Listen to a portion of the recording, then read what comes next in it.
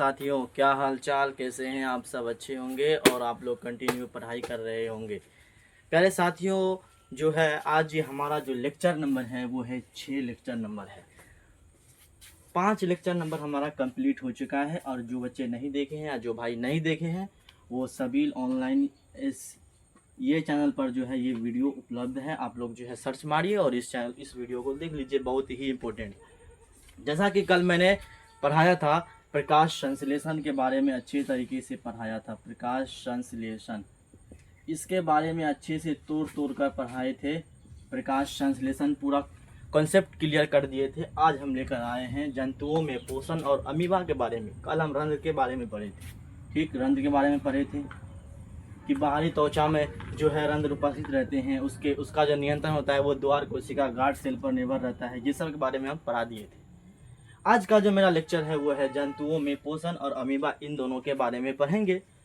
तो सबसे पहले आप लोग वीडियो को लाइक कीजिए और इस चैनल को सब्सक्राइब कीजिए, उसके बाद फिर आप लोग पढ़ाई कीजिए। तो क्या है मेरा टॉपिक आज है जंतुओं में पोषण। ये हमारा टॉपिक है जंतुओं में पोषण। जंतुओं में पोषण है हमारा टॉपिक आज। क्या है जंतुओं में पोषण? एक बात बताइए, जंतु कौन होगा? तो एक तो होता है जंगल में रहने वाले जंतु, एक होता है समाज में रहने वाले। हम लोग जो है वो सामाजिक सोशल एनिमल, मतलब कि समाज में रहने वाले जंतु हैं और ये जंगल में रहने वाले जंतु हैं। तो क्या कि जंतुओं में पोषण, हम लोग में जो पोषण होता है और सब जीव में जो पोषण होता है उसमें पोषण कैसे होता है उसके बारे में आज हम बताएंगे। तो जंतुओं में पोषण मेरा हेडिंग है। अब क्या है कि सभी जंतु जो है पोषण के लिए किसी दूसरे जीव पर निर्भर करते हैं। क्या कि हम लोग जो है पोषण के लिए दूसरे जीव पर निर्भर करते हैं ना। सब पेड़ पौधे, ये बेचारा तो खुद से भोजन बनाते हैं और फिर खुद से ग्रहण करते हैं, ये स्वपोषण है। और हम लोग जो है पेड़ पौधे पर निर्भर रहते हैं और दूसरे जीव पर निर्भर रहते हैं। तो क्या कि सभी जंतु जो है पोषण के लिए किसी दूसरे जीव पर निर्भर करते हैं, अतः जंतु जो है परपोषण करते हैं। हम लोग क्या करते हैं? हम लोग परपोषण करते हैं। क्या कि जंतु जो है जंतु ये क्या करते हैं? परपोषण। परपोषण कौन करते हैं? तो हम लोग परपोषण करते हैं। तो क्या कि सभी जंतु पोषण के लिए किसी दूसरे जीव पर निर्भर करते हैं, अतः सभी जंतु परपोषण करते हैं। जंतु को परपोषी भी कहा जाता है। जंतु तो परपोषण करते हैं और जो परपोषण करता है यानी जंतु परपोषण करता है तो उसको परपोषी कहते हैं। अब आते हैं अमीबा के बारे में। अब अमीबा का आकार देख लीजिए। अमीबा का आकार जो है आप लोग जिधर मान लीजिए उधर अमीबा का आकार रहता है। तो क्या कि ये जो गति करता है ये गति कुटपाद के द्वारा करता है। किसके द्वारा? कुटपाद के द्वारा। एग्जाम में आ सकता, ऑब्जेक्टिव में आ सकता है कि अमीबा जो गति करता है वो कुटपाद के द्वारा गति करता है। तो क्या है अमीबा? अमीबा इसके बारे में पढ़ेंगे कि यह एक कोशिकीय जीव होता है। इसमें जो है सिर्फ एक कोशिका होता है और हम लोग जो है हम लोग बहुकोशिकीय जीव है। तो क्या कि यह जो है एक कोशिकीय जीव होते हैं। हम लोगों का जो निर्माण हुआ है वो हुआ है, शरीर का जो निर्माण हुआ है वो हुआ है कोशिका से मिलकर। सबसे छोटा जो इकाई है वो कोशिका है। कई कोशिका मिलकर जो है उत्तक बना है और कई उत्तक मिलकर जो है अंग बना है और कई अंग मिलकर अंग तंत्र बना है। उसके बाद एक शरीर का निर्माण हुआ है। तो यह जो अमीबा जो है यह एक कोशिकीय जीव में सिर्फ इसे एक ही कोशिका रहता है जो गति भी करता है, भोजन भी करता है। तो अगर इसको भोजन करना है तो अगर भोजन यहाँ है तो ये ऐसे इस लपट लेगा और अंदर ले लेगा। इसका यही है। तो क्या कि यह एक कोशिकीय जीव होता है, ठीक। इसका जो आकार होता है वो निश्चित नहीं होता है। बोले ना, इसका आकार जो है वो निश्चित नहीं होता है, फिक्स नहीं होता है कि इसका आकार कैसे है। अब ये आकार इसका है और ये आकार, तो मतलब आकार बदलता रहता है। तो क्या कि इसका जो आकार है वो निश्चित नहीं होता है। इसका जो आकार है वो निश्चित नहीं होता है। और अमीबा में पोषण अंतर्ग्रहण और बहिष्करण द्वारा संपन्न होता है। अमीबा जो पोषण करता है उसमें जो है अंतर्ग्रहण एवं बहिष्करण द्वारा जो है वो संपन्न, मतलब पूरा होता है। अब क्या है कि अमीबा गति, मैं अभी बताया था कि अमीबा जो गति करता है वो कुटपाद के द्वारा करता है। तो क्या कि अमीबा जो गति करता है यानी पादाप और कुटपाद द्वारा करते हैं। अमीबा जो गति करता है वो पादाप या कुटपाद द्वारा करते हैं। उसके बाद जो है अमीबा में जो भोजन का जो पाचन होता है वो राजधानी एंजाइम में होता है। और जो क्या कि अमीबा में जो भोजन का जो पाचन होता है वो राजधानी एंजाइम द्वारा होता है। इसके द्वारा ये अमीबा में जो भोजन का पाचन होता है इसके द्वारा होता है। और उसके बाद है अमीबा में पोषण के लिए कोई विशेष अंग नहीं पाए जाते हैं। अमीबा जो पोषण करता है उसके लिए कोई विशेष अंग नहीं है, फिक्स नहीं है। अगर यहाँ भोजन है तो ये ऐसे करके घेर लेगा, मतलब कि इसका अंग कोई फिक्स नहीं है, ये कहीं से भी कर लगता है। अमीबा में पोषण के लिए कोई विशेष मतलब खास अंग नहीं पाए जाते हैं। अंतर्ग्रहण एवं बहिष्करण जो है इसका एक ही कोशिका से होता है। इसमें जो एक ही कोशिका होता है उसी कोशिका से इसका जो है अंतर्ग्रहण एवं बहिष्करण जो होता है वो एक ही कोशिका के द्वारा होता है। तो ये क्या है, एक कोशिकीय जीव है। ठीक, इसका आकार निश्चित नहीं होता है। पूछेगा तो यह कोशिकीय जीव है, इसका आकार निश्चित नहीं होता है, इसका अंतर्ग्रहण एवं बहिष्करण द्वारा संपन्न होता है और अमीबा में पाचन राजधानी एंजाइम द्वारा होता है। और ये गति जो करता है वो कुटपाद के द्वारा करता है। और इसमें पोषण के लिए कोई विशेष अंग नहीं पाए जाते हैं। अंतर्ग्रहण एवं बहिष्करण एक ही कोशिका से होता है। एग्जाम में आ सकता है तो आप लोग लिख दीजिएगा और जो नंबर ले लीजिएगा।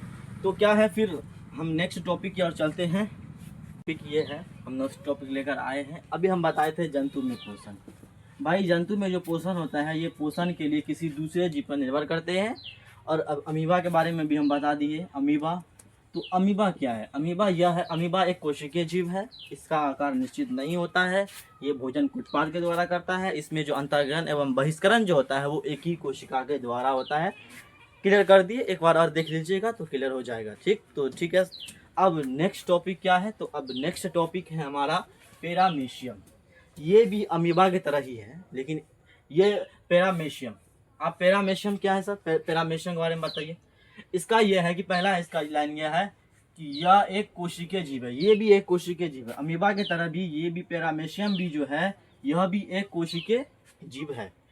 और इसका जो आकार है, इसका आकार निश्चित होता है। हाँ, इसका आकार जो भाई, इसका आकार जो है इसका आकार फिक्स होता है और अमीबा का आकार फिक्स नहीं होता है। सिर्फ अंतर इतना ही है कि इसका आकार जो है वो फिक्स होता है। और इसका शरीर जो है वो प्रचलन अंगक सिलियों से ढका होता है। इसका जो शरीर है, एक ढांचा जो है ये प्रचलन अंगक जो है सिलियों से ढका होता है। उसके बाद क्या है कि इसमें जो भोजन होता है वो अंतर्ग्रहण एवं बहिष्करण के लिए एक विशेष स्थान होता है। उसमें विशेष स्थान नहीं था, उसमें एक कोशिका था। और लेकिन इसमें जो है अंतर्ग्रहण एवं बहिष्करण के लिए जो है एक विशेष एक स्थान होता है और उसमें जो है एक विशेष स्थान नहीं था। उसके बाद क्या कि इसमें जो है अंतर्ग्रहण के लिए जो है एक विशेष स्थान है और उसमें जो है एक विशेष स्थान नहीं था।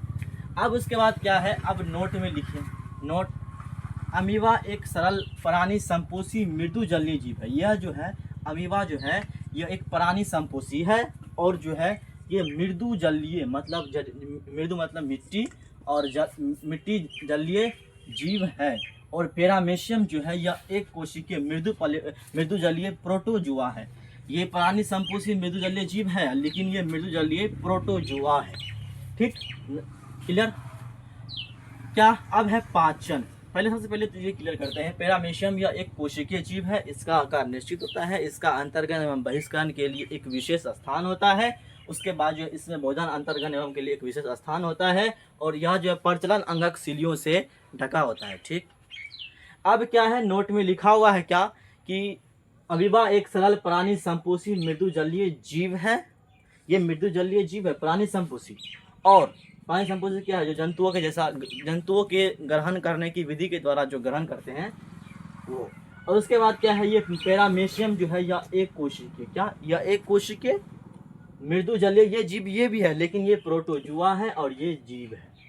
ठीक, उसके बाद अब आते हैं पाचन, यानी कि डाइजेशन क्या है। पाचन, जी हाँ, पाचन, हम लोग जो भोजन करते हैं उसका पाचन कहाँ होता है, कैसे होता है, ये सभी के बारे में इस चैप्टर में पढ़ाने वाले हैं और बहुत ही मजा आएगा।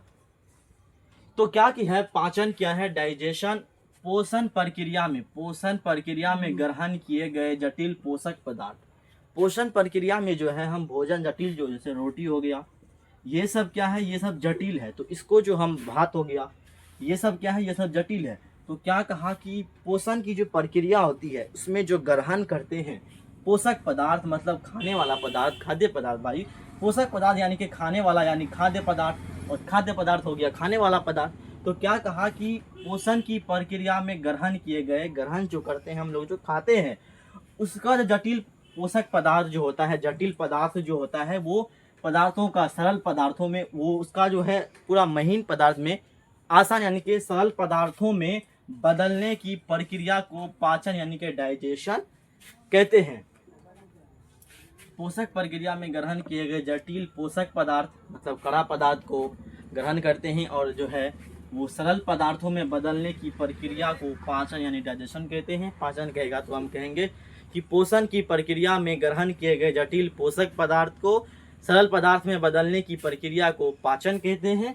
और जो है मनुष्य का जो पाचन तंत्र यानी डाइजेस्टिव सिस्टम ऑफ ह्यूमन यानी पाचन तंत्र का मुख्य भाग आहार नाल यानी एलिमेंट्री कैनल होता है। पाचन तंत्र का जो मुख्य भाग सबसे अहम भाग होता है वो होता है आहार नाल होता है। कौन होता है? आहार नाल होता है। पाचन तंत्र का मुख्य भाग आहार नाल होता है। अब इसके बारे में हम नेक्स्ट टॉपिक में बताएंगे। और जो चैनल में नहीं जुड़े हैं सभी ऑनलाइन क्लासेस इस पर आप लोग जुड़ जाइए और अपनी पढ़ाई को कंटिन्यू कीजिए। तब मिलते हैं फिर अगली क्लास में, तब तक के लिए बाय।